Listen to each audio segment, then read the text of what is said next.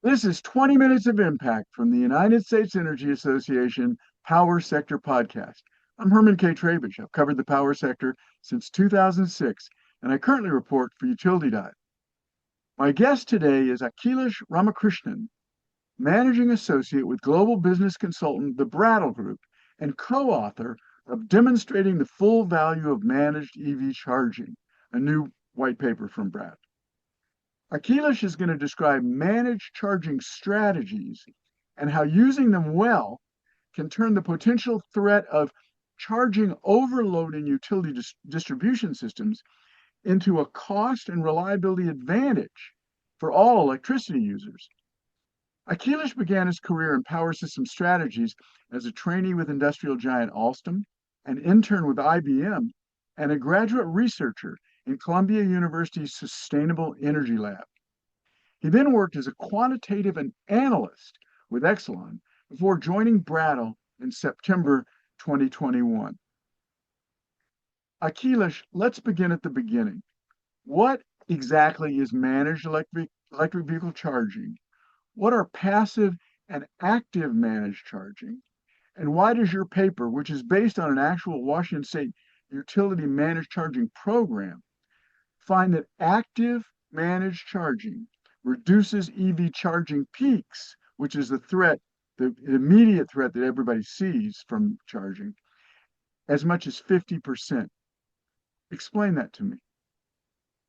Yeah, thanks for having me on, Herman. It's great to be here.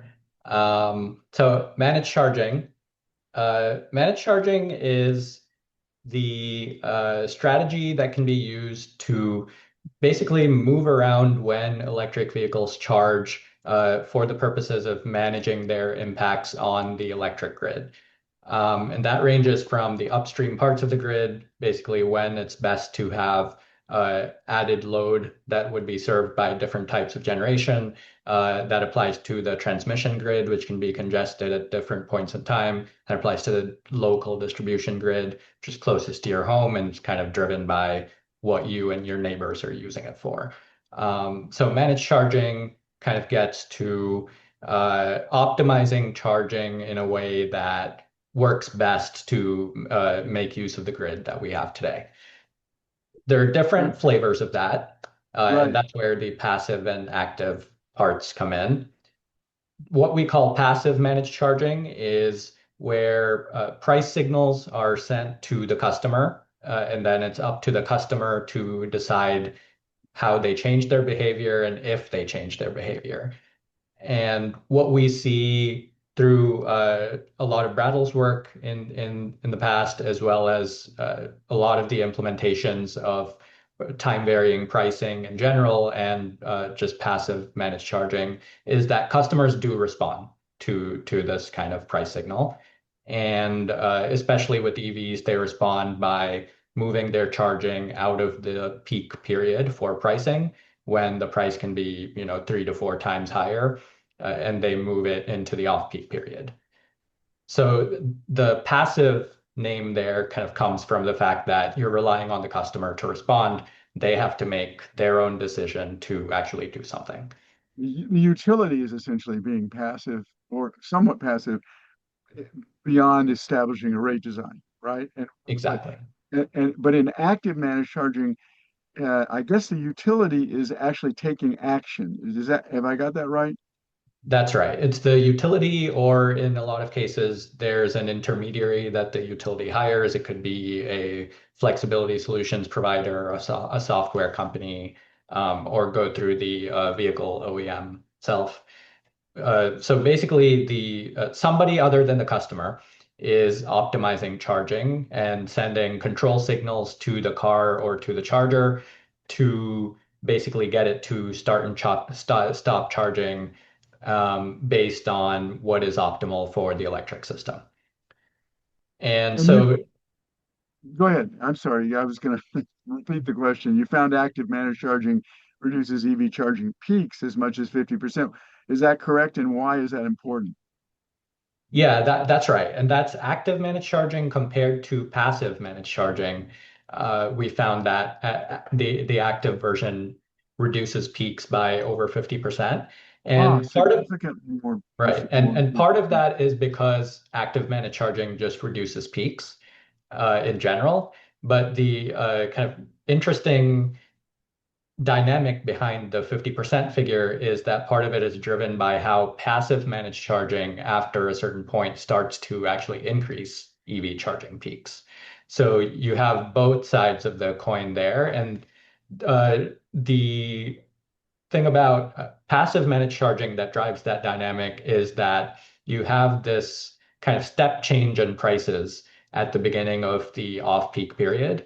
And so how customers generally respond to this is they set a schedule for their charging and they say if the price becomes cheaper at 9 p.m., turn on my charging at 9 p.m. right.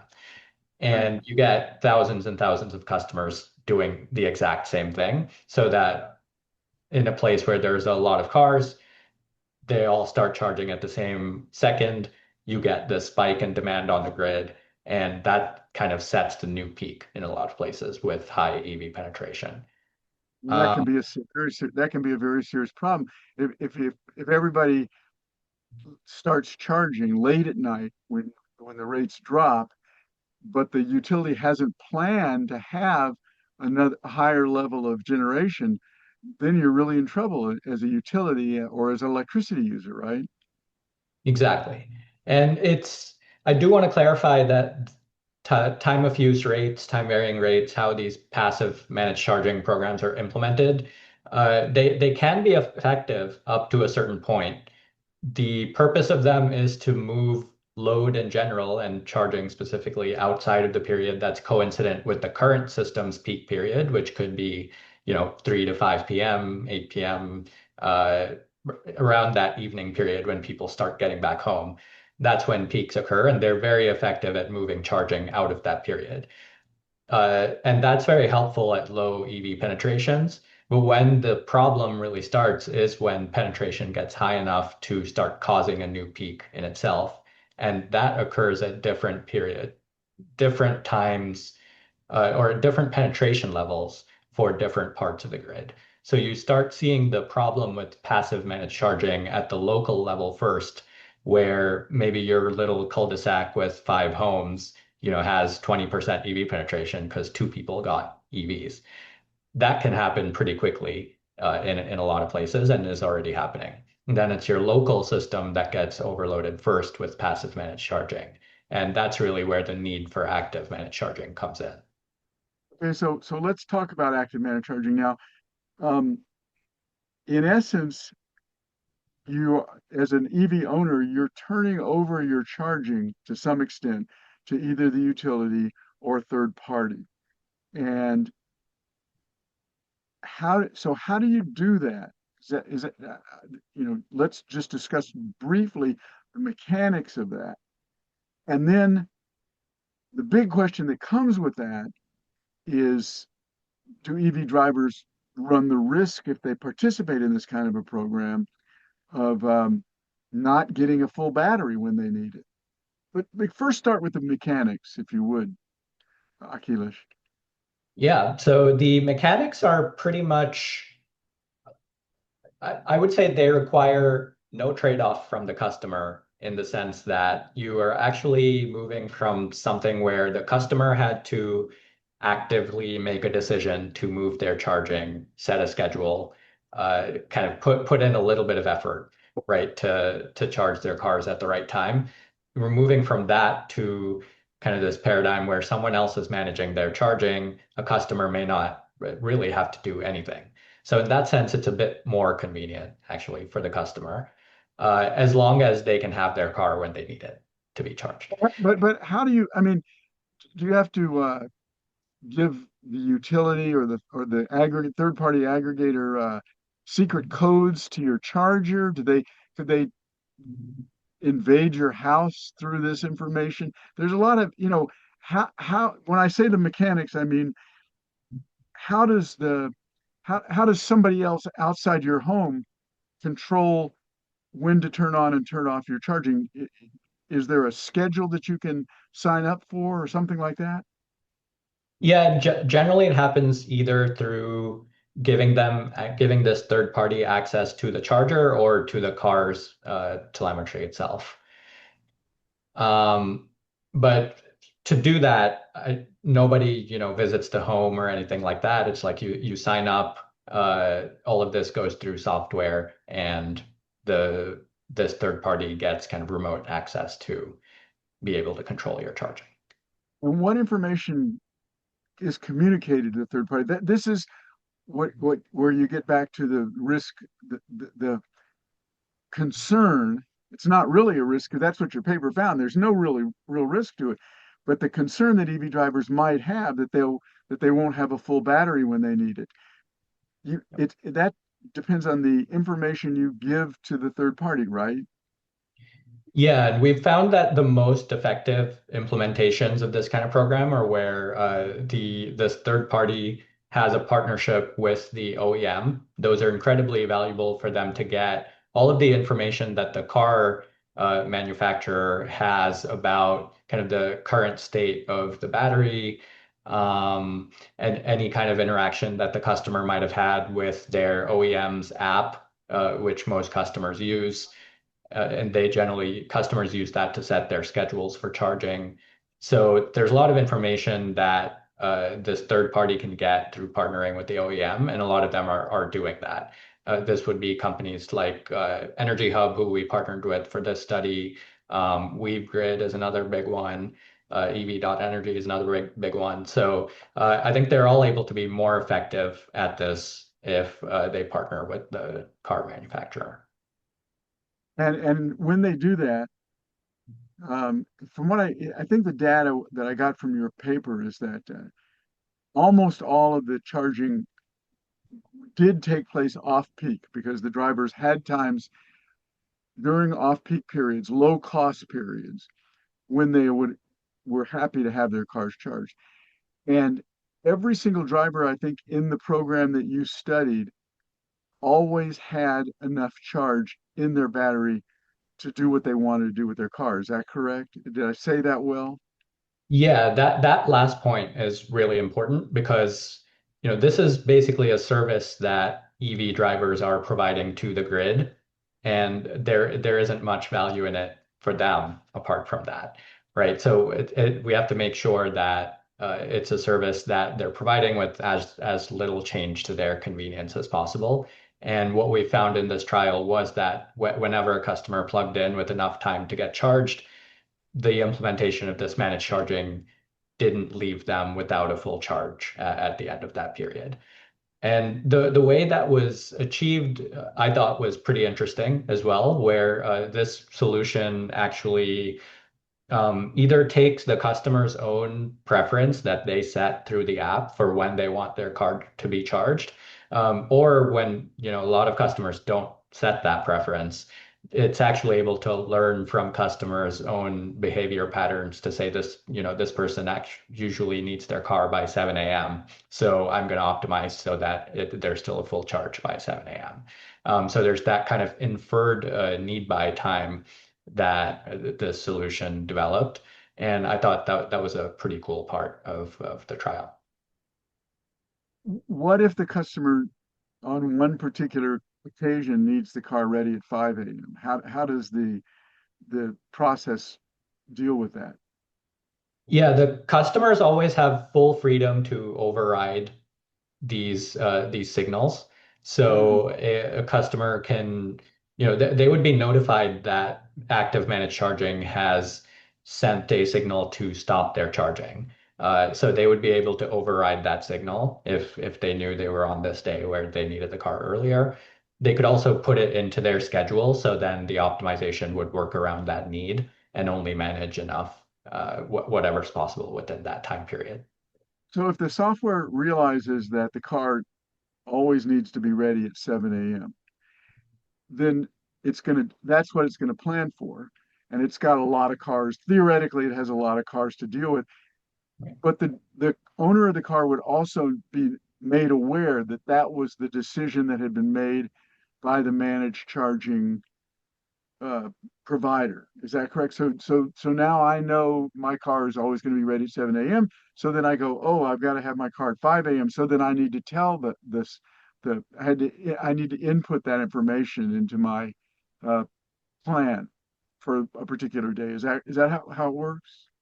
I think for customers who set schedules, it works that way. If a customer who didn't set a schedule at all, I'm not sure if they would get a notification that anything is changing because they've kind of left it open-ended. Okay, so that's a good thing. And EV drivers like to be proactive, so I don't think it's a problem. We need to move on, though. I'm dwelling on this thing a little bit too much. I thought it was interesting. Your study showed that the managed charging programs nearly double something called the hosting capacity on the distribution system. Um, what is hosting capacity? Tell our listeners, um, how does having hosting capacity, or how does leaving hosting capacity available, how does doubling the amount of hosting capacity on the system uh, defer investments that utilities have to make in the system? And I think you found as much as 10 years. And what is the significance of that? That seems really important, but can you explain the significance? Have I got that right? 10 years of deferred hosting capacity. What is hosting capacity? I'm working backwards through this complicated question. Yeah, that's right. I'll start with what is hosting capacity. As the name suggests, it's how many of something the grid can host, and that something could be, it's used in the context of generating DERs. Kind of the utilities usually have solar hosting capacity maps to show customers where they can put in solar. Utilities also have EV hosting capacity maps or load hosting capacity maps to show where they have spare capacity that new loads can connect to. So this is referring to the latter, load hosting capacity. And we are looking specifically in this study at how many EVs can the local grid host, given the kind of load per EV that we're modeling here. And what we found is that it's basically that load per EV metric that is changing across these managed charging strategies. And with active managed charging, that's when you can kind of have the lowest possible load, which basically translates to the smallest amount of number of EVs charging at the same time is what it means. And because you're able to manage EV charging that way, you can kind of squeeze a lot more EVs into the same grid. And Interesting. And yeah, and that's so software solves this relatively simple problem. I've got this many EVs to charge. This is how much time that I have to charge each one. When can I have the least amount charging at the same time? exactly.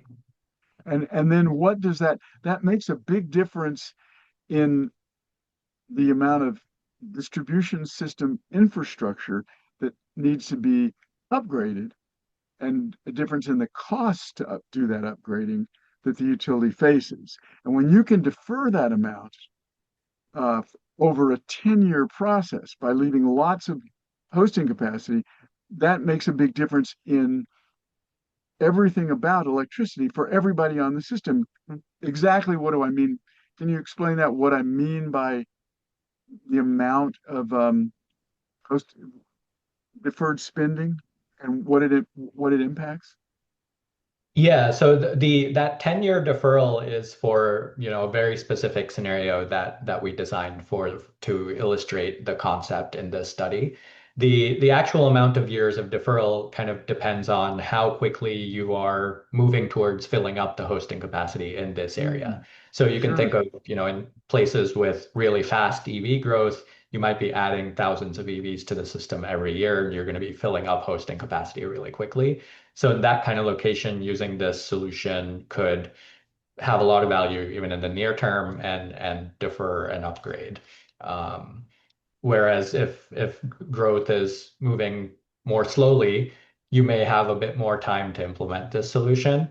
And it's still possible that the deferral has a lot of value because you're doubling the number of EVs that can be hosted. If EVs are the main driver of load growth in a location, that's when the solution really becomes kind of the effective solution to defer upgrades. In terms of how those deferrals flow into kind of customer affordability and bills rates, there are a couple of ways that's happening. Um, the first is just the most obvious one, which is you're building less infrastructure, so you're spending Right. less money. The second is, you eventually probably will have to make the upgrade, right? It's not kind of a magic solution that says EVs have no load at all. Load is still going to be growing. But once you eventually make the upgrade, that upgrade is going to cost the same. If a transformer costs 5,000, 10,000 bucks, you're still putting in the same transformer, but now you're spreading that cost over a lot more load. So that means, more people are paying for it, more kilowatt hours are paying for it. So the rate per kilowatt hour, there's a massive downward effect on that. And so that is beneficial both for the EV drivers themselves as well as all other ratepayers because everybody pays the same rate. And so there's this, kind of double the impact. One, where you're just reducing cost. Two, where you're spreading those costs across more kilowatt hours. Yeah, that the term that utilities use is utilization, more system utilization. Akhilesh, we have one more question that I want to get to. And this is the last one. We don't have a whole lot of time left. So quickly, if you can, the use of EVs is growing rapidly around the world, dominated by, I should say, by EVs made in China. It's a very impressive subject. We're not going to go into it here right now, but worth people's attention. Current US policies have actually slowed growth in this country. So, why should anybody be worried about managed charging? We're not adding electric vehicles as fast as the rest of the world. Won't passive managed charging strategies do us time of use rates, that sort of thing, until EV penetrations get a whole lot higher? Yeah, I will say passive managed charging strategies are effective as well, especially at low penetrations. So I think we shouldn't discount those as something that shouldn't be pursued. And the paper actually did study this as well, and we found that the tipping point is somewhere between 5 to 10%, around 7%. Mm, mm, So we think it does make sense to implement TOU rates, and especially for other loads as well, they continue to be effective over time. So those should be implemented, and we think it makes sense to do active managed charging in parallel to that because programs take time to stand up. So it takes time to get this design right, takes time to scale enrollment for customers to get used to it. So we think even if you're not kind of at the penetration level where it's an immediate need, it makes sense to start now and get the infrastructure in place. And two, it's this is a bit of a local phenomenon, as I kind of alluded to in the beginning. And so yeah. there, even in places with pretty low EV penetration, you're going to have pockets of pretty high adoption where you're going to start seeing some of these problems. So it makes sense to roll it out and maybe sign customers up on a locationally kind of selective basis. And finally, I would say, everyone knows the grid is kind of facing unprecedented load growth at this point, and everyone is looking for, kind of any solution we can find to expand capacity as quickly as possible. Um, you know, Not to digress, but earlier today I was reading, people are converting used airline turbines into gas turbines to be used on the grid. Yeah, I heard about So when that. we're doing that, you kind of want any solution you can get to get any capacity possible. And this is one of the options that's going to be, cost effective. It puts money in the hands of kind of the local community. It pays people to provide that service instead of some kind of faceless entity that's, upstream of the grid. So it's just a good solution to get that power out there quickly and cost effectively. Yeah, exactly. And a couple of points that I want to just throw in, Akhilesh. The rest of the world is telling us with their dollars, with their spending, with their investments, that EVs are coming. So some of our listeners may not believe that because of the policies that we're seeing being enacted by the current government, but that's not what the rest of the world is telling us. The other thing is that our distribution system where EVs get charged is aging. We're we're dreadfully underinvested in that system, and that is going to cost us money. And the better we do active managed charging, the more that cost can be spread over a longer period of time. Do you agree with what I said, Akhilesh? Completely agree. Yeah. So, and a lot of people who are studying this really do. But that's where we're going to leave it. I cannot go on any longer. You don't need any more of my editorializing. I got to thank you. My guest has been Akhilesh Ramakrishnan, Managing Associate with the Brattle Group, for describing the benefits of active utility managed charging programs and why now is the time to introduce those programs. As always, I also want to thank our listeners for taking the time to check out USEA Power Sector Podcast. Don't forget to subscribe, like, and share with everybody you know our quest for energy transition solutions.